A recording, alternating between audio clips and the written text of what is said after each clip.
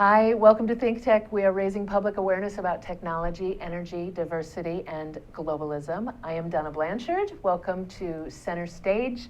I am the proud managing director of Kumu Kahua Theatre, and we are coming to you live from Pioneer Plaza in the heart of downtown Honolulu, very near Kumu Kahua Theatre. I would like to let you know that if you would ever like to join into the conversation while we're talking here, you can do so on Twitter. Tweet at ThinkTechHI, and it will come up on our screen here, and we will be able to involve you in the conversation. We hope you'll join us. I am talking today with Hannah Ii-Epstein. She is a playwright of the play that is opening at Kumu Kahua Theatre next week on January 21st. The name of the play is Not One Batu, and it concerns the ice epidemic on the North Shore here in Hawaii. Without further ado, welcome, Hannah. I'm so happy to have you here. Oh, it's a pleasure to be here.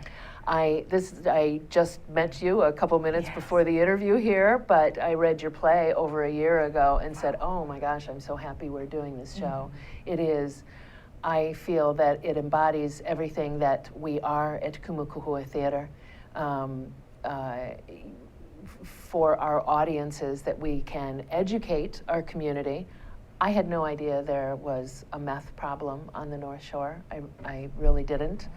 I've been on the island for 4 years. Right. I didn't know. Yeah.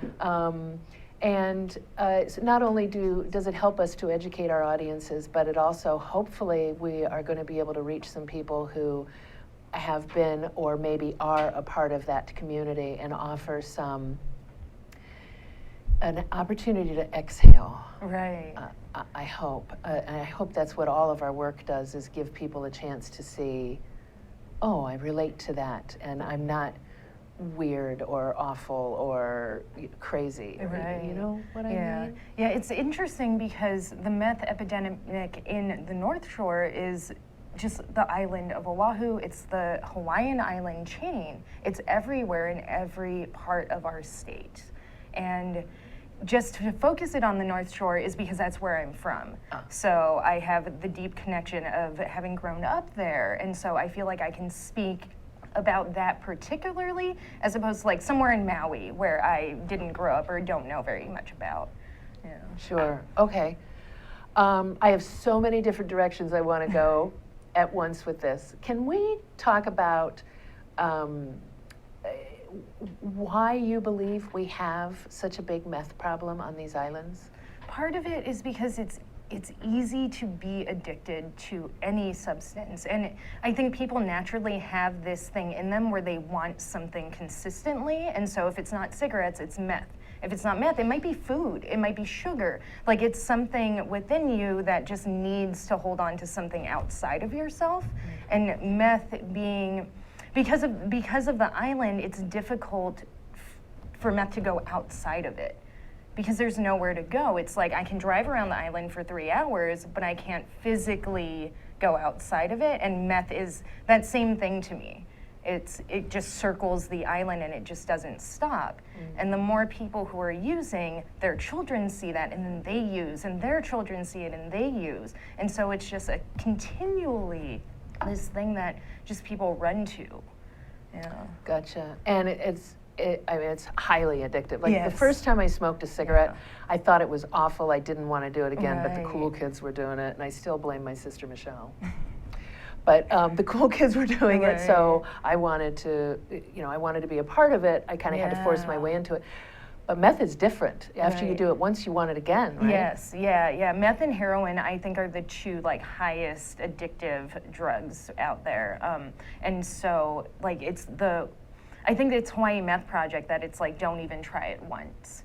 Because if you do, there's always a second time and always a third time, and then you lose count. Right. Yeah. Yeah. So in the show, we, it is such a thoughtfully written play, and I think that there's going to be some controversy about it because, yeah. You want to talk about where you see the controversy? I see the controversy in, I don't think people like to hold up a mirror to themselves. And so anyone living in Hawaii or has been to Hawaii has seen that meth head or knows that meth head or is that meth head.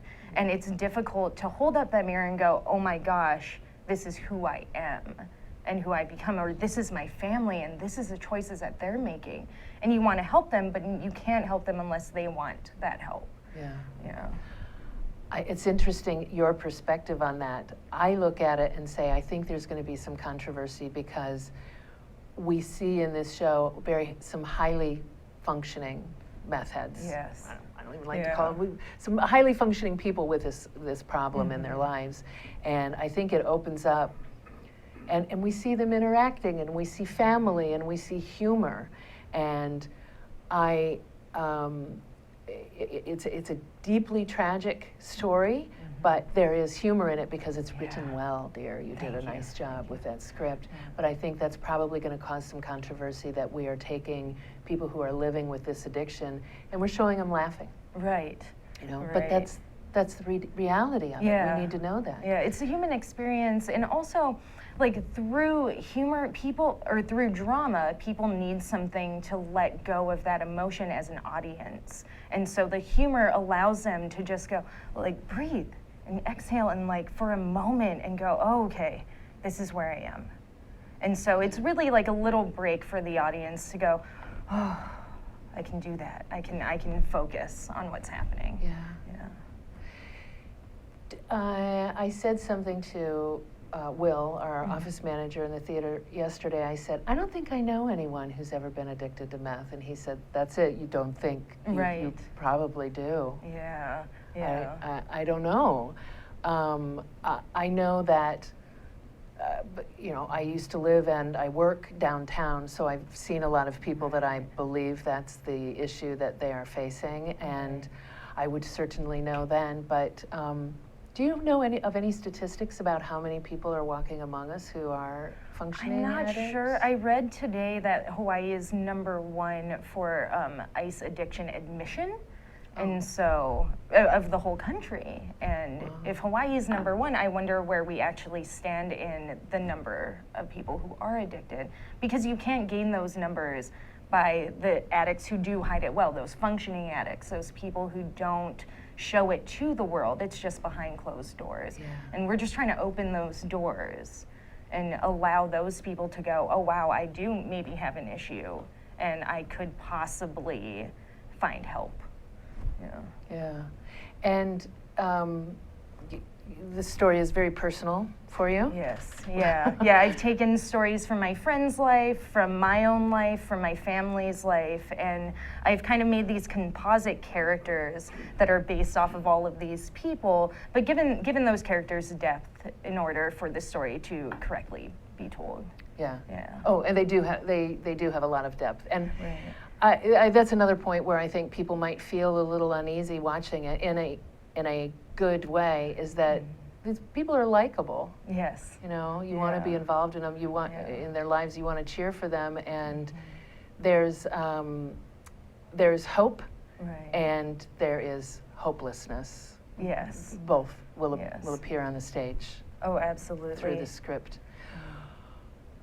We have just a couple minutes here, so we're going to begin this conversation, and I want all of you to know that we're going to make sure that we come back to it when we come back from the break. But I'd like to talk about the process of writing this script for you. Oh, yeah. What was the inspiration for you from the very beginning? I was attending school at Columbia College, Chicago, and I had a teacher there, Carson Becker, and she was actually the literary manager over at H2Y.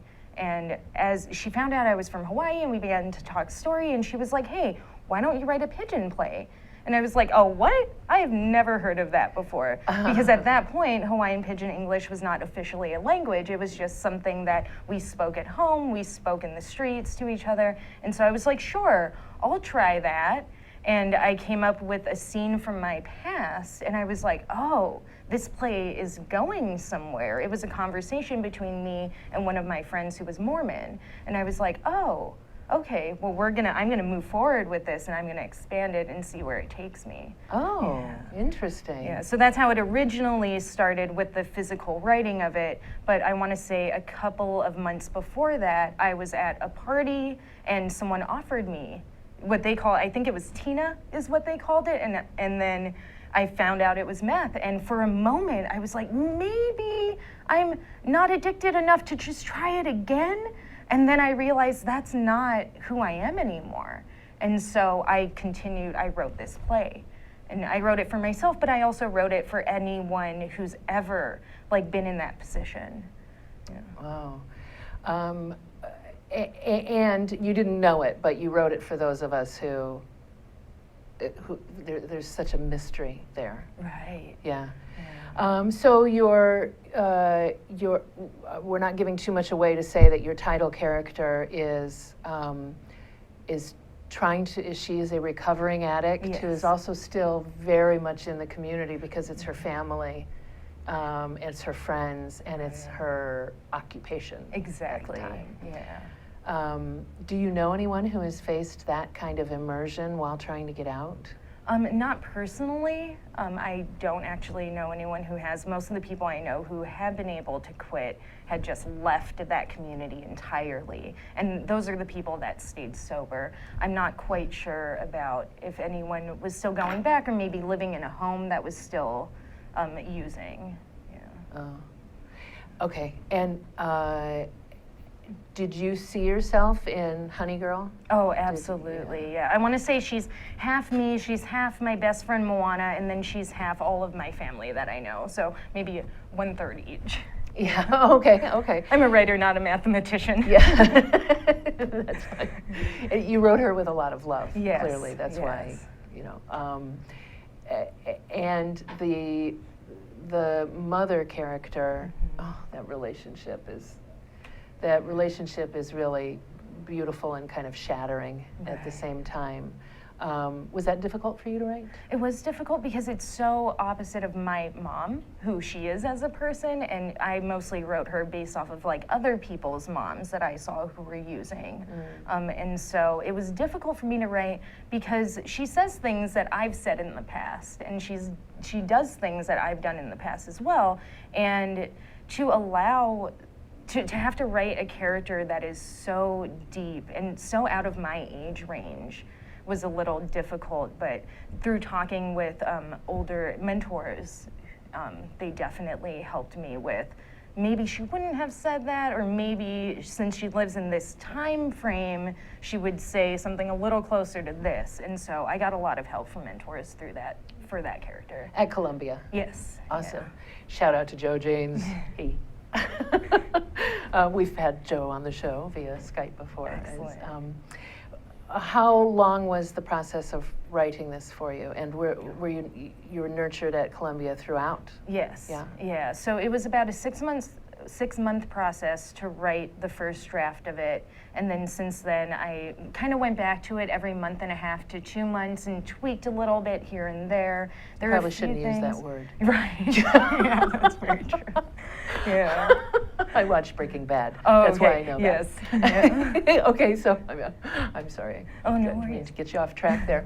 Okay, so you went back and you. Yeah, and I just like turned a little thing, and it's interesting because there's a whole opening portion of the show that we're not going to play in Hawaii because it was for the mainland audiences. It was just a visual projection, like showing them, this is what you think Hawaii is. You think Hawaii is the Aloha movie and Forgetting Sarah Marshall and the Blue Crush, but really there's something deeper and heavier within it. And we decided to cut it out for the show in Hawaii because we know where we are. We know what our world is. Yeah. And so that's something that will be added in again just for mainland audiences. Oh, that is so awesome to hear. And I wish we could attract more tourists to the theater because of doing work like this. Mm-hmm. But when people come to Hawaii, they don't usually want to sit in a dark theater. Right. You know, we have about, I think, like 6% of our audience is returning visitors and people who are part-time residents, military and students, Oh, that that sort makes of thing. sense. So that's awesome to hear that you have that in there because everybody has this vision of us being on vacation and laying on the beach and living in grass huts. Yeah, we're grass huts and resorts. Yeah. It'd be nice to do that for a little while. But, okay, we're going to go to our first break here. Thank you very much for we got it through all of our exposition. Now I want to go back deeper into Excellent. your background there. So thank you very much for hanging with us. Remember, you can tweet questions to us, ThinkTechHI. We'll involve you in the conversation. We'll see you in just a few minutes. Thanks. Hello, I'm Stephen Katz, and I'm the host of Shrink Wrap, which comes to you live every Tuesday at 3 p.m. on thinktechhawaii.com, and then it's repeated again whenever you want if you go to the website. On our show, we will be talking to all different kinds of therapists, psychologists, psychoanalysts, psychiatrists, people who talk about the mind, the brain, and about different ways to find happiness. I myself am a marriage and family therapist in practice here in Hawaii, and I hope you will join us because I've got a lot to learn, you've got a lot to learn, and it's a great ride. Thanks a lot. See you soon. Hello, how you doing? It's me, Angus McTech, asking you to come join us on Think Tech Hawaii Hibachi Talk. Join me and my two hosts, Gordo the Tech Czar and Ender the Security Guy, every Friday from 12:45 till 13:45. See you on Fridays, and remember, let your wing gang free wherever you be. Hi, welcome back. This is Center Stage on the Think Tech Hawaii digital series. If you would ever like to join us in our studio audience during a show, you may do that. Just email j@thinktechhawaii.com. I just did a little whatevers. And we have Jeff is here, has joined us in the studio audience today. Hi, Jeff. Thanks for bringing here. Okay, so let's go back. You grew up here, and let me say your name is Hana Ii-Epstein, but you have a beautiful Hawaiian middle name. Yes. Would you like to say that for us, It's please? Kolopua Okalani. Koapua Okalani. That's not that hard. And what's the meaning of this? Crawling blossom of the heavens. Oh, wow. That's beautiful. That's kind of an inspirational name. That's nice to be able to walk around with one of those. Exactly. So you grew up here. Where you grad? I went to a few high schools. I didn't do the best with education here, but I technically graduated from Kalaheo. Oh, okay. Yeah. And did you have, had you gone to see theater? Did you relate to it? Well, my first real experience with theater, other than like some of the HTY shows growing up, was I went to Leeward Community College, and Ben Moffitt was the teacher there, and I believe he still is. And I took an acting class basically for just like that extra credit that you needed, and I kind of fell into theater with them. We did a show called Monkey Waterfall. It was a masked movement piece. But it was through that I realized, oh my gosh, I'm not really a performer, but I want to write those stories that's on that stage. And so eventually I moved to Chicago, and I met this woman, Anna Rose Epstein, and she was doing theater at the time. And she was like, hey, why don't you just like join along? And it was 2007, and so I started writing plays. And that's when my playwriting really started, was then. Okay. Yeah. So, and HTY does such an amazing job of they exposing do. kids on these islands to theater at Yeah. an early age. Did you write, when you were younger, did you write did you write short stories? Oh, absolutely. I was always journaling. Since I was like 8 or 9, I always had pieces of paper on me. I was writing songs. I was pretty much writing whatever I could write, and without the really knowledge at that age of doing it. But Oh, wow. I was just like writing whatever I could. And so that continued with me through high school. I wrote a lot of poetry. I did some slam poetry around Honolulu. And then when I moved to Chicago, I started getting more into fiction writing and doing that a little more. Awesome. So you're a born writer. Yes. Yeah. Yeah. How did you choose Chicago? An ex-girlfriend at the time wanted to go to school there, and all I was doing was surfing and working at a movie store. So I was like, sure, why not?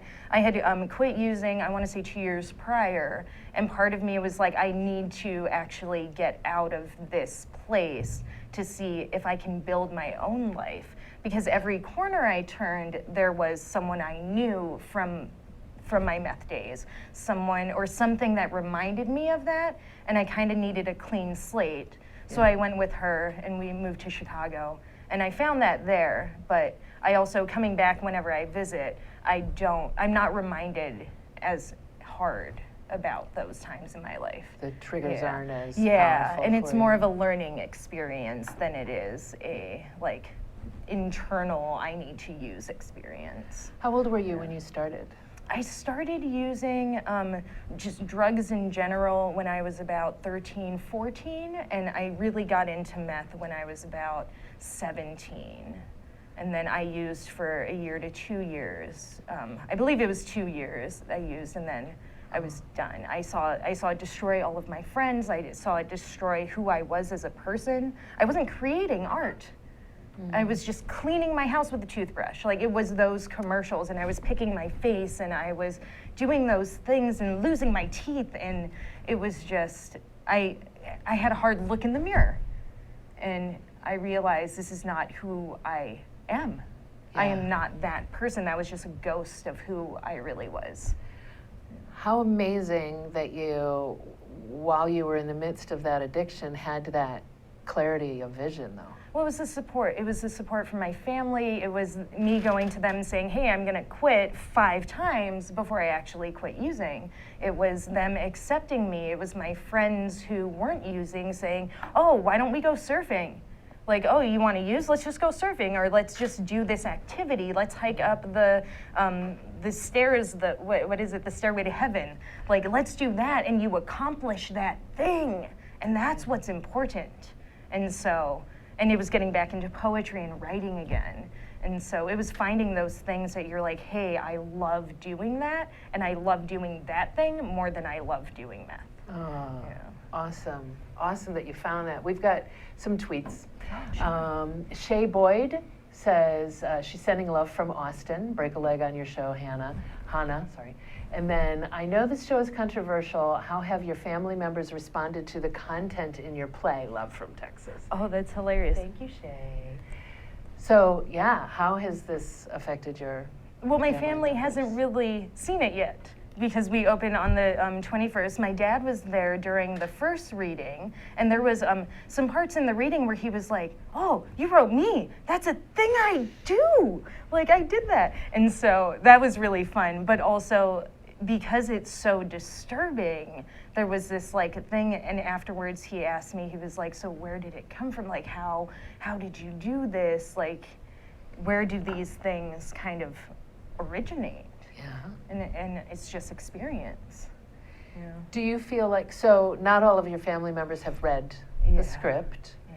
Are you concerned about the reactions? I'm a little nervous about my mom's reactions because she's such a good person that I don't want to be like, oh, here's reality slapping you in the face, even though she knows it exists. And so I'm a little worried that she's going to be like, wow, that's just really dark. Because she doesn't really enjoy darker things. Oh, Yeah. yeah, it's dark. There's lightness in it, but it almost makes you want to laugh and then feel a little shamed for Right. laughing, you know, which is part of some of my favorite theater is the stuff that Right. makes you, because it makes you question yourself. Right, yeah. Yeah, I can understand how it'll be easier for you to take this on to the mainland where, you know, you don't know those people. Yeah. Are you, how long, you don't even here that long to really have a lot of those conversations. Well, I'm here for 3 weeks total, so Oh, I can hopefully have some of those conversations. My mom is the youngest of 11, and I have cousins upon cousins just on this island, and so I'm a little nervous to see their reactions and to be like, oh my gosh, I said that thing or I did that thing and you saw that and I didn't know you saw that. And that's a lot of my writing is I'm seeing a lot of things that people don't realize I'm watching for. And then I write it into whatever form it takes place, and in this case it was a play. And so it's definitely, it is a mirror on real life. It is kind of through that looking glass feeling for a lot of my family, I think. Yeah. You know, so we'll see how they react. You know. That'll be exciting. Yeah. Do you have friends who are still using? I do have a few friends who are still using. I don't speak with them very often, but I'm always, especially on Facebook, like, hey, if you need to talk, you can always contact me, and I can talk things through with you, but I can't be there physically to help you. And I think part of the addiction or coming off of addiction is that thing of like, I am losing my friends and losing all of my support because I made that through this drug. And so it's reaching out to those people that maybe you haven't talked to in 20 years, but you say, hey, I was thinking about you, and I'm trying to get over this thing, and I know you did. Do you have advice? Yeah. So I'm more than open with talking with anyone about, like, yes, this is my experience, but everyone's experiences, they are different. They're all different. Yeah. Did you work with the Hawaii Meth Project when you were? No, not at all. I don't even know when they actually started, but I had seen their commercials and the controversy surrounding their commercials and ads. And so that's what turned me on to them. And then I was like, oh, you know, we've got to hook them up somehow and raise awareness, because that's all that they're trying to do is just make people aware. You know. Yeah. Okay. Let's go to our next break, and I do want to make sure that I tell everyone that at Kumu Kahua Theatre on our website and available at the theater, we're going to have information on the Meth Project and CARE, and the Queen's Hospital has an addiction program. We want to make sure we have the information available to anyone who sees the show and feels that it relates to them somehow personally and they'd like support. We have ways for you to get that, okay? We're going to take another little break. We'll be back in just a few. Please stay with us. Okay, this is Think Tech Hawaii, and it's Wednesday. Every Wednesday is Energy Wednesday here in Hawaii, the state of clean energy. 4 to 5 p.m. every Wednesday. Come and listen to us. And just to show you what I mean, I'm going to ask Sharon to tell us more. Come and see us every Wednesday, as Jay said. And we have people like Jim Albers from HECO here and co-host Ray Starling here every Wednesday. We not only go on Olelo and OC16, but also stream live. So please come visit us, hear about the latest in clean energy. Okay, Jim, you've been here. You got any comment on all this? As important as energy is in all of our lives today, this is a great forum and a great format to vet those issues. So I encourage everybody to listen in and participate.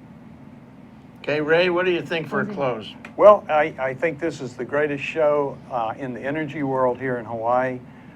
You can come here every week, 1 hour, and catch the latest on what's happening and hear from the people who really know what's going on, like Jim Alberts. We appreciate your coming today. Thank you. Ray Starling, Sharon Moriwaki, Jim Alberts, and Jay Fidel here in Hawaii, the state of clean energy. 4 to 5 p.m. Wednesday. Aloha. Aloha.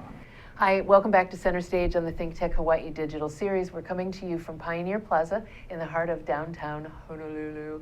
If you would like to join in the conversation, you may tweet ThinkTechHI, and we will have that on our screen here, and we can answer any questions you may have.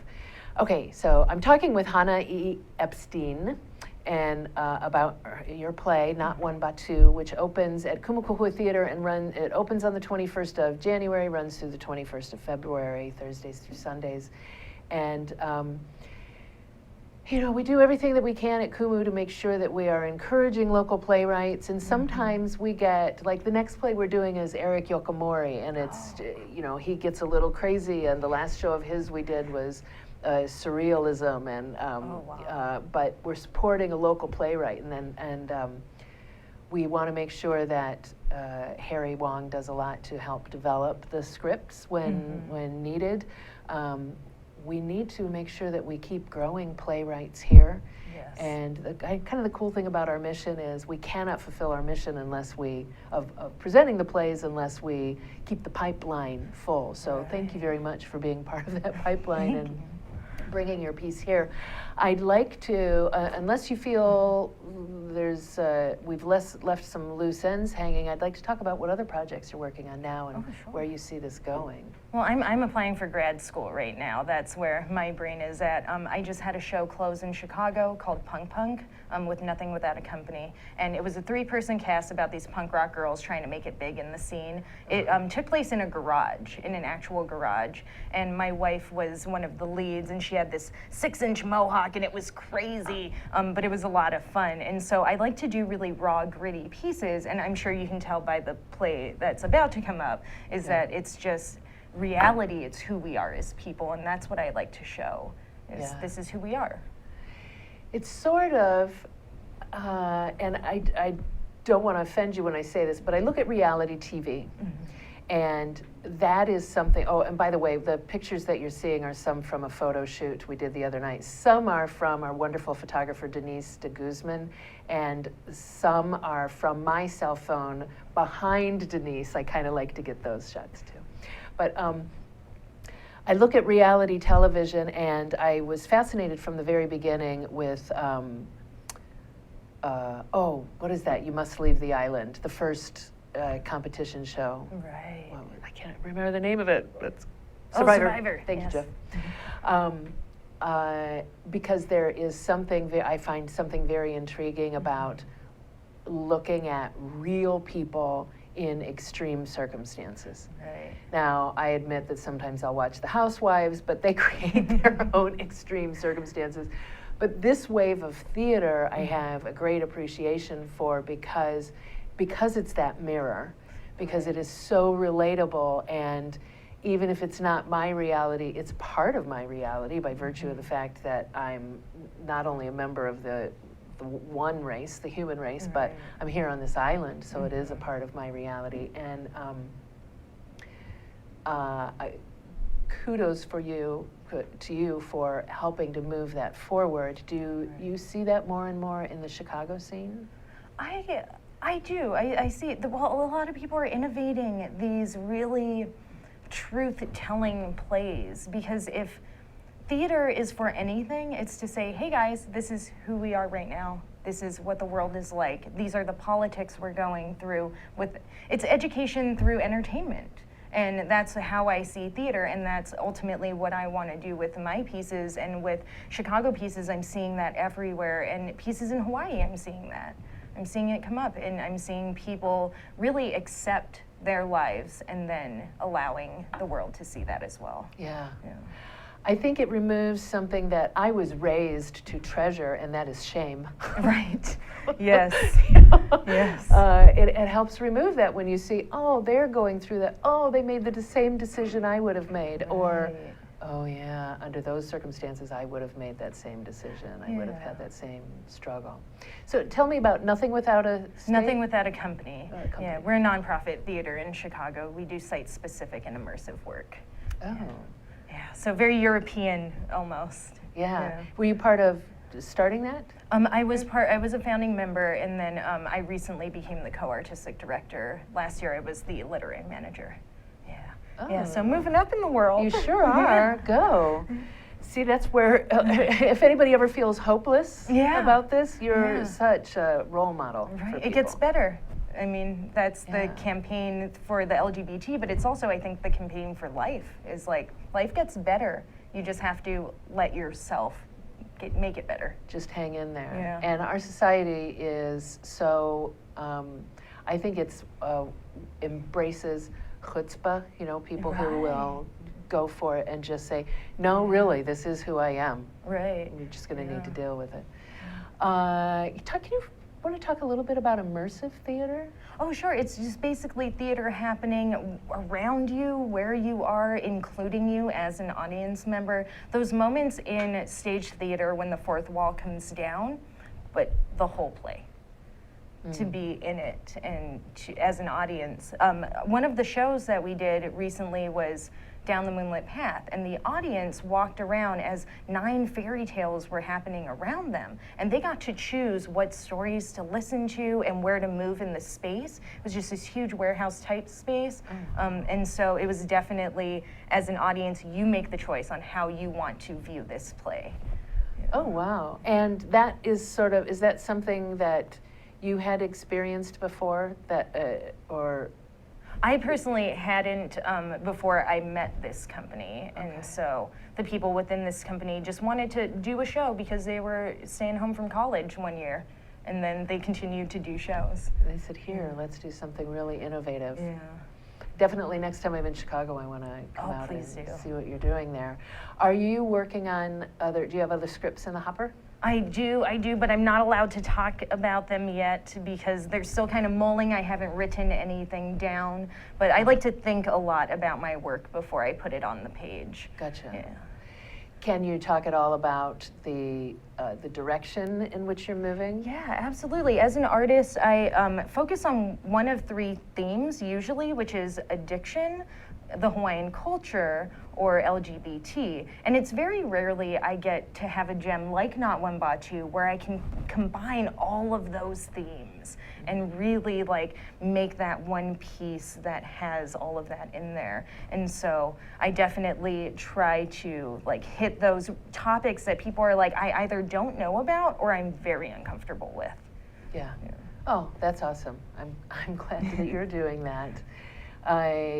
So having this show, can you talk a little bit about the process of bringing this show to Kumu Kahua Theatre? How did that happen? Oh, it's so interesting. I had a reading, Carson Becker hooked me up with Eric over at HTY, and he was like, well, I have a rehearsal, I'll just ask the actors to stay and do a reading, even though he knew it wasn't HTY material. And so he invited Harry, and then Harry came and heard the reading and was like, we started talking about having it produced.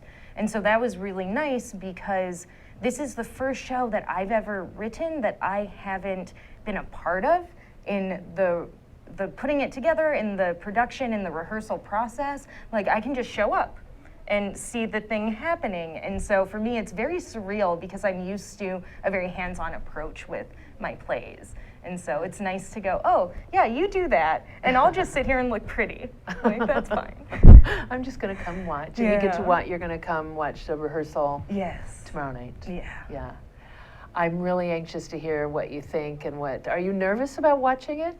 I'm a little nervous, but I feel like that comes with the territory of getting things produced. Just like actors, I'm sure they're comfortable acting, but there's still a little bit of nervousness like in their gut.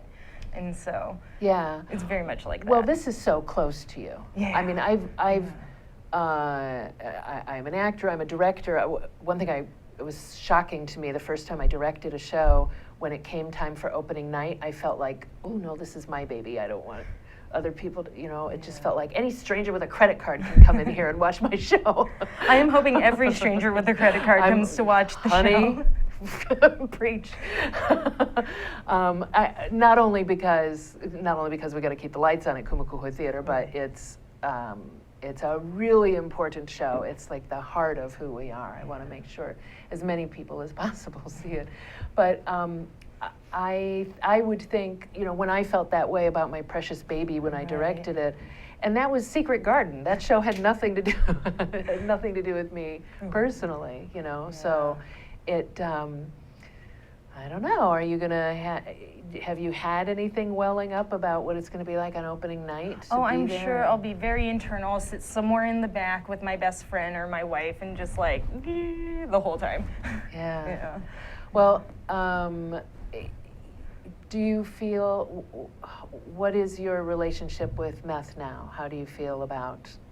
What is going on? I know I'll never use again because when the opportunity came to me, I decided not to. And it's continually a choice with any type of addiction. And I wake up every morning and go, I choose to live my life, not live that drug's life, not live what other people say I need to live. I just need to do me and be me.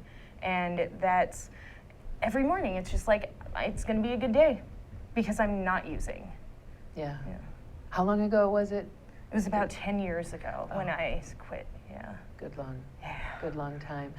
And so when you write about these pieces of your life that make up, your existence, your reality, do you feel as though you are you're expressing your, I don't know how to say this, like you're getting things out and dealing with them on the page? Oh, absolutely. Yeah, that's how I work through a lot of my feelings, is just through writing. I'll write a character about death if I have recently been experiencing someone who's been passing away or things like that. And so it's getting it out there and showing myself, like, this is who I used to be, this is part of who I am. And in every character, I write a little bit of truth about myself in it, and that's what makes them real. That is the only way they can come alive, is if I say that just that little bit is who I am. Every character? Every character. Every character I've ever written. That's very cool. And do you find that the voices, the lines come to you, to flow out of you? Oh, absolutely, absolutely. And it's all those stories that we sit around on the lanai and we talk story. It's all of those stories. And the thing about a talk story play, which I like to refer it to, in the mainland they call it like the kitchen sink drama. But because I feel like everyone has a story that needs to come out, and it's just how do they show it to the world? Do you make a painting? Do you just sit on the porch and talk to someone and you tell them, hey, this is what happened today? Isn't that crazy? And so everyone has that story, and I just choose to write it through either plays or film or fiction. Yeah.